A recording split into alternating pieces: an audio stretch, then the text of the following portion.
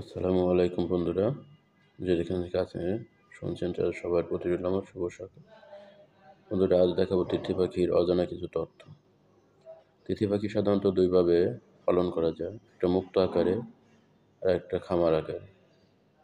তিথি পাখি সাধারণত মুক্ত আকারে পাললে তারা ঘাস পাতা লতা পাতা এগুলা খেয়ে বেঁচে থাকে। ঘাসটা তাদের খুব পছন্দের একটি খাবার। এবার দেখতে পাচ্ছেন আপনারা তিথি পাখি কীভাবে ডিম প্রসব করে এবং ডিম দিয়ে থাকে। একটা তিথি পাখি প্রায় 160টা পর্যন্ত ডিম দিয়ে থাকে। তারা সাধারণত বসে না। এবার দেখতে পাচ্ছেন একদিনের তিথি পাখির বাচ্চা।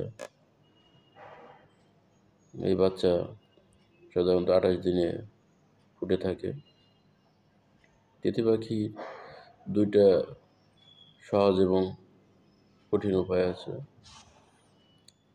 তিথি পাখি সাধারণত মুক্ত আকারে পাললে খুব সহজেই পালন করা যায় এবং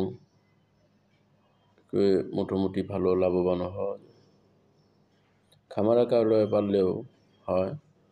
তো তিথি পাখির একটা বিশেষ বৈশিষ্ট্য আছে, সেটা হলো তিথি পাখি খামার আকারে পাললে প্রচুর পরিমাণে শব্দ করে।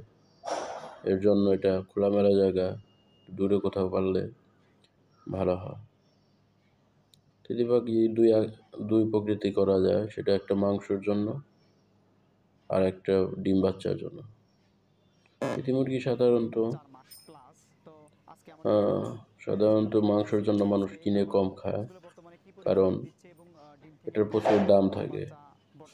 1200-1400 টাকা দিয়ে একটা তিথি মুরগি কিনে 1-1.5 কেজি 2 কেজি পর্যন্ত মানুষ খায় না। তাই এটা সাধারণত শখের বিষয়ে বেশি লালন পালন করে থাকে। পুরো ভিডিওটা সবাই দেখবেন, আশা করি সবার উপকার হবে।